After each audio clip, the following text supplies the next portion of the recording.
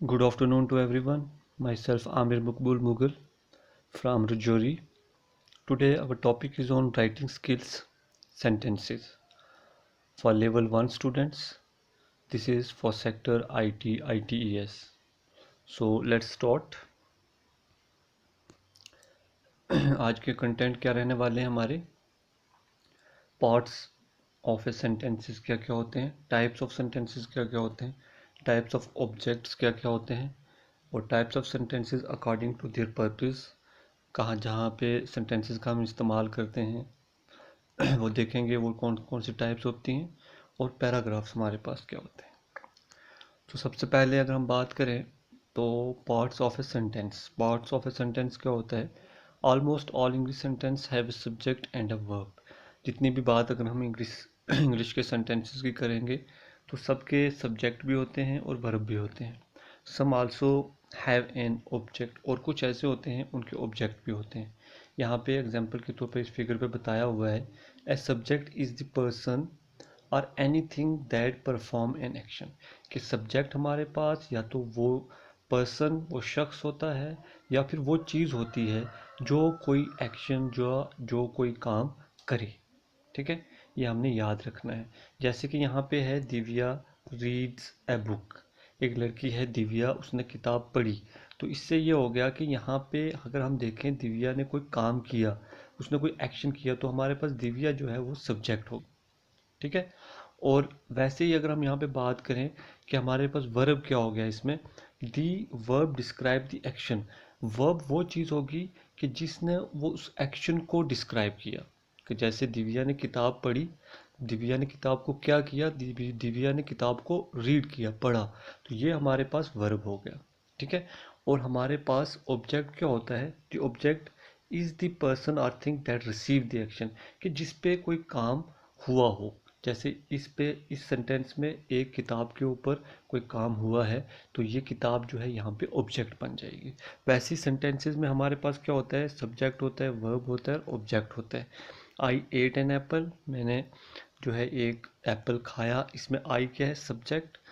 Verb क्या है हमारे पास एट, और ऑब्जेक्ट हमारे पास एन एप्पल। आपने बस ये फॉर्मूला याद रखना है कि हमारे पास सब्जेक्ट जो होता है जिससे कोई काम एक्शन परफॉर्म हो, और वर्ब क्या होता है जो हमें वो काम डिस्क्राइब करके बताए, और हमारे पास सब्जेक्ट क्या होता है जिस पे, और ऑब्जेक्ट क्या होता है जिस पे कोई काम होता है। ये आपने हर जगह पे ये वाला फार्मूला यूज़ करना है। तो आप ये एग्जांपल्स देख सकते हैं, इस पे बताया हुआ है कि सब्जेक्ट वर्ब और ऑब्जेक्ट हमारे पास क्या है।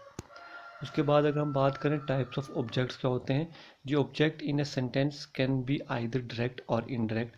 ये कह रहे हैं कि अगर हम बात करें एक सेंटेंस के अंदर जो ऑब्जेक्ट होता है वो डायरेक्ट भी हो सकता है और इनडायरेक्ट भी हो सकता है। Direct object are the ones directly acted on by action word verb. Direct object हमारे पास वो होता है जो डायरेक्टली किसी चीज़ पे एक्ट किया हो, उसका एक्शन डायरेक्टली किसी चीज़ पे किया हो। जैसे हमारे पास जो वर्ब होता है जो जिससे हम काम को डिस्क्राइब करते हैं, वो हमारे पास डायरेक्टली अगर हम करेंगे तो वो डायरेक्ट ऑब्जेक्ट बन जाएगा। If the verb is read and we ask what does Divya read. जैसे कि वर्ब हमारे पास पिछले सेंटेंस में था रीड, तो what does Divya read, Divya ने क्या पढ़ा। तो इस ये हमारे पास एक डायरेक्ट ऑब्जेक्ट है। The answer is book which is the direct object. कि इसमें हमने डायरेक्ट उस चीज़ के बारे में पूछा है, वर्ब के बारे में पूछा है। तो ये हमारे पास कौन सा डायरेक्ट ये हमारे पास डायरेक्ट ऑब्जेक्ट होगा। ठीक है। उसके अलावा अगर हम बात करें, a direct object answer the question what. या फिर डायरेक्ट ऑब्जेक्ट में क्या होता है कि जो भी हम क्वेश्चन पूछते हैं उसका आंसर हमें डायरेक्ट ऑब्जेक्ट में मिलता है। जैसे यहाँ पे सेंटेंसेस हमारे पास वर्ब है, वर्ब प्लस वर्ड लगाया हुआ है, वर्ब प्लस हुम और टू हुम। और डायरेक्ट ऑब्जेक्ट क्या होता है, इनडायरेक्ट ऑब्जेक्ट क्या होता है। जैसे कि संजय बॉट वेजिटेबल्स, इस एग्जांपल को देखेंगे, संजय ने वेजिटेबल्स बॉट किए, खरीदिए। तो इसमें हमारे पास वर्ब क्या है, बॉट। ठीक है। और हमारे पास वर्ब और वर्ड क्या है, वो हमारे पास वेजिटेबल्स होगी। लेकिन हमें यहाँ पे डायरेक्ट वर्ब का इस्तेमाल किया तो ये हमारे पास वेजिटेबल्स, ये हमारे पास डायरेक्ट ऑब्जेक्ट है। वैसे ही अगर हम बात करेंगे, ही ऑफर्ड मी एन ऑरेंज, कि उसने मुझे एक ऑरेंज ऑफर्ड किया। इसमें हमारे पास ऑफर्ड करना यहाँ पे वर्ब है, और हमारे पास वर्ब प्लस वर्ड, कौन सी चीज़ जो ऑफर की, वो ऑरेंज ऑफर किया, और किसको, मुझे। लेकिन यहाँ पे अगर हम बात करेंगे कि यहाँ तो एक हमारे पास डायरेक्ट ऑब्जेक्ट है ऑरेंज, लेकिन वो दिया भी किसको, मुझे, तो ये हमारे पास यहाँ पे इनडायरेक्ट ऑब्जेक्ट भी आपको नजर आएगा। आपने इस तरीके से पहचान लेने हैं इन एग्जाम्पल से। उसके बाद अगर हम बात करेंगे कि हमारे पास टाइप्स ऑफ सेंटेंसेस एक्टिव होते हैं और पैसिव होते हैं। The action verb in both sentences is breaking of the glass. जैसे यहाँ पे दो हमारे पास एग्जांपल्स हैं, इन दोनों सेंटेंस में हमारे पास एक वर्ब है, वो हमारे पास किसी शीशा टूटा है उसको हमने वर्ब बनाया है, but the subject of both sentence is different. लेकिन सब्जेक्ट दोनों में क्या है, डिफरेंट है। In first sentence the subject Sanjay does the action. जैसे इसमें हमारे पास क्या है, संजय ब्रोक द ग्लास, हमारे पास वर्ब तो वही रहा ब्रोक, ठीक है, कि किसी चीज़ का टूटना, ग्लास का टूटना। इसमें सब्जेक्ट हमारे पास क्या रहेगा, संजय। लेकिन इसने कहा है कि हमारे पास in the second sentence this subject the glass receive the action, कि अगर हम बात करें तो हमने जो हमारे पास द ग्लास है वो हमारे पास सब्जेक्ट भी बन सकता है, क्योंकि उसके ऊपर एक्शन हुआ है। तो इसमें हमारे पास दो चीज़ें हैं, वर्ब तो हमारे पास वही चीज़ रहेगी जिसने एक्शन को डिस्क्राइब किया, लेकिन जिस जिस जिस पे एक्शन हुआ है, एक तो संजय और दूसरा द ग्लास, ये हमारे पास सब्जेक्ट बन जाएंगे। एक्टिव में क्या होता है, संजय ब्रोक द ग्लास, जैसे वही एग्जांपल ले रहे हैं, तो इसमें हमारे पास ये जो डज द एक्शन, जिसने काम किया, वो एक्टिव हमारे पास रहेगा।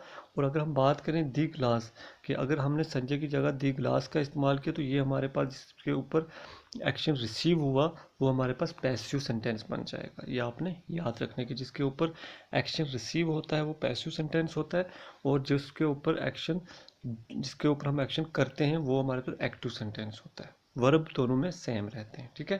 जैसे यहाँ पे एक्शन जो है वो वर्ब है, और ब्रोक ब्रोक दोनों में सेम रहा है। उसके बाद अगर हम बात करेंगे type of sentences according to their purpose, purpose के हिसाब से सेंटेंसेस की टाइप्स होती हैं। जैसे हु ब्रोक दी बॉटल, यहाँ पे who broke the bottle, bottle किसने तोड़ी, यहाँ पे अलग से हमारे पास सेंटेंस का इस्तेमाल हुआ है संजय ब्रोक दी बॉटल। यहाँ पे फिर अलग से इस जगह पे अलग से कि संजय ने बॉटल जो है वो तोड़ी है, नो आई डिड नॉट, और संजय ने कहा कि नहीं मैंने ये बॉटल नहीं जो है तोड़ी है। पिक ऑफ द पीसीज, जो वो बॉटल के पीसेस उनको उठाओ। तो हर जगह पे अगर हम देखेंगे, अलग अलग जगह पे हमारे पास क्या हुआ है कि हमारे पास सेंटेंसेस का इस्तेमाल हुआ है। तो ये होता है पर्पस के हिसाब से कहाँ पे हम सेंटेंस को इस्तेमाल कर रहे हैं। यहाँ पे हु ब्रोक द बॉटल अलग सेंटेंस है, वहाँ पे इस्तेमाल हुआ हमारे पास। अच्छा, संजय ब्रोक द बॉटल यहाँ पे अलग सेंटेंस है। तो अलग अलग जगह पे हम सेंटेंसेस में जो है सेंटेंसेस का इस्तेमाल करते हैं पर्पस के हिसाब से। उसके बाद होता है पैराग्राफ। पैराग्राफ क्या होता है, group of sentences from a paragraph. While writing a paragraph make sure the sentence you have a common idea. कोई भी पैराग्राफ लिखने के लिए सबसे पहले हमें एक आइडिया का होना ज़रूरी है कि किस तरीके से पैराग्राफ लिखना है। When you want to write about a different idea make a new paragraph. और जब भी आप कोई डिफरेंट आइडिया आपके जहन में है तो आप क्या करोगे, एक न्यू पैराग्राफ जो है वो लिखोगे, ठीक है। In the next paragraph you use sentences to describe word like about your school.